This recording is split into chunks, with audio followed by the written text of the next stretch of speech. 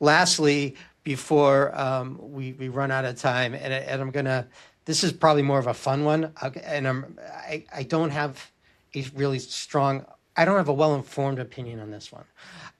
But I mean, you've been doing this a very long time. So so one of our coverage areas as a fintech advisory firm is e-commerce. And, I think it was last week, who was it? GameStop made unsolicited bid to buy eBay. Yes. And, and this does come on the heels of, I think it was Allbirds recently, not the same space, but Allbirds, the company that makes shoes, I think they sold off all their shoe assets and became an AI company like that. And so, and here, right, here comes GameStop, and now all of a sudden they're putting in an unsolicited bid, which I think the most current reporting shows has been rejected by the board. Right. But as how many decades? You 3 decades now, an analyst in equities. What is that about? What is going on there? Is it promotional, performative? I mean, what is this story there? What's the rationale there, if there is one? So, in my opinion, I think that GameStop is facing challenging top line, which means they have a negative trajectory in sales. So sales have been lower year over year. They have done a superb job of realigning the company, restructuring the company to generate profit in a very difficult environment for themselves, for their business, okay, for their niche, if you will. And so they have cash. They have $9 billion in cash. Now, part of that came from zero coupon debt, over $4 billion. So call it $5 to $4 billion net cash. That's a very strong position for them to be in, given their lackluster top line performance. But what I'm underplaying here is what's happening in between the top and bottom line, or between the top line and the operating income line. They were masters at stripping out expenses and realigning strategies to reignite higher profitability when they were losing money, okay, when they didn't have any. Turnaround in business is really the toughest assignment there is, and GameStop is no exception to that. As a matter of fact, they're kind of the poster child of that in a way.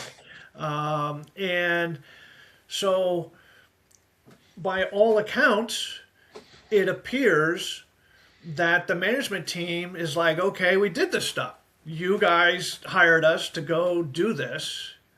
We did. Now what are we going to do? What are we going to do for fun? And how are we going to grow? For fun. That's right. And so I'm being a little tongue-in-cheek here, but what's going to be exciting to talk about, what's going to be exciting for the company, what's going to generate potentially substantial shareholder returns.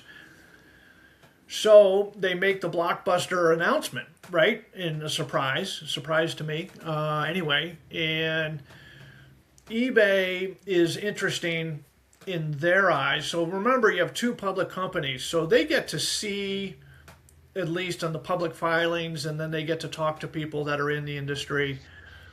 And no question, what came back to them was that there were some inefficiencies that could be ironed out, and efficiencies which could be brought to bear that they know because they just did it.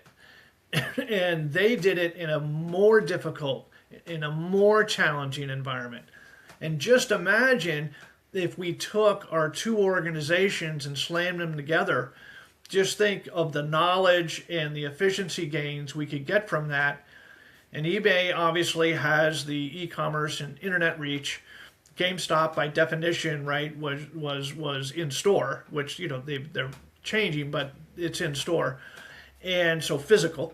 And we can be the distribution arm for eBay, and things can come in and things can go out, and we'll change our stripes again, but we're going to do it under the guise of efficiency first. So why do mergers and acquisitions not always work out? Well, one of them is that the revenue synergies aren't there.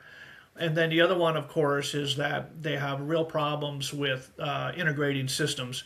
And they're never able to realize that, not to mention any of the cultural or managerial conflicts that may come with it. So, whatever they're thinking, it has to be swift and severe to make this work on an internal basis for both companies. And then they don't have to do a lot on the revenue side because GameStop's results are terrible on the top line. And, you have some modest growth from eBay. So is eBay going to grow slower? Are we going to mess it up because we own it? Well, given enough time, maybe, but not in the first couple of years, right? That should take care of itself. That should be its own self-sustaining and proven revenue model. So, what if we can add in some of this extra stuff? Now, the financials of this get pretty hairy. So, that's a big nugget for them, right? You got a minnow, essentially trying to eat a whale, and because eBay's bigger, across the board, in all metrics essentially. So that's the push and pull.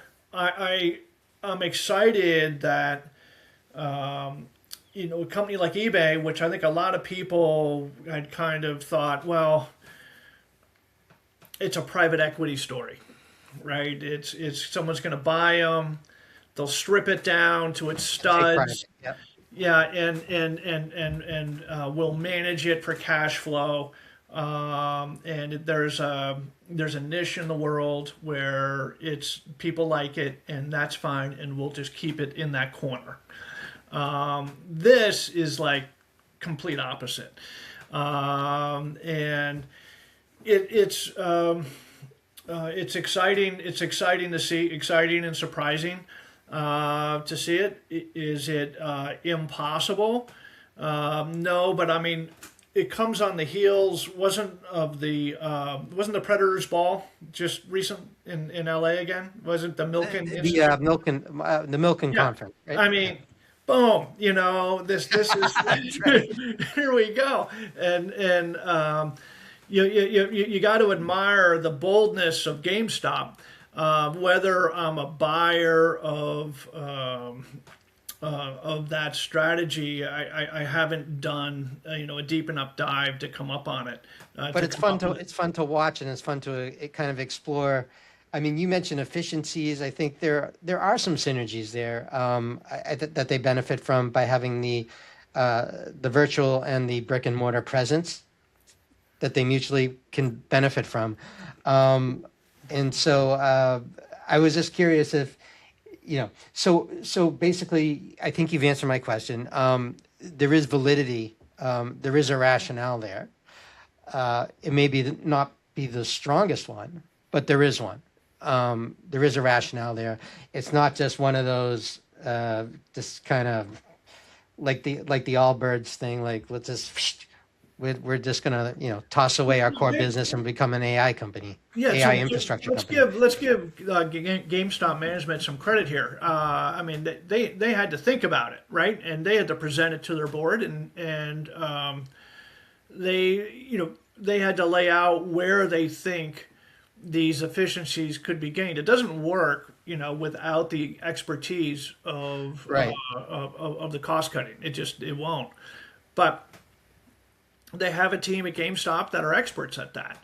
And, on the other side of it is, and this is true with many companies with recurring revenue or high repeat revenue, these companies get hypnotized by their own cash flow. And they're not always as edgy as they should be. They're not extraordinarily tightly run.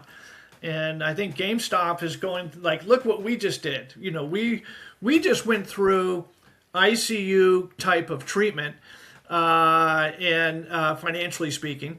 And here we are. And now we're looking around, we're looking like who's the least like us that could help us the most. And I think that's what attracted them to eBay. That's terrific insight, Wayne. I feel like you're giving them a little bit of an attaboy for being creative and being aggressive, and thinking outside the box and saying let's continue to do stuff.